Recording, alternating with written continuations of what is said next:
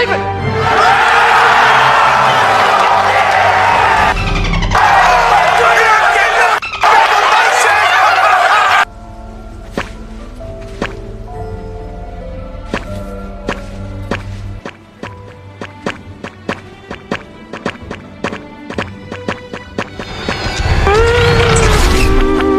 Don't try to act so innocent. You can take that fake apology and shove it right up your hairy...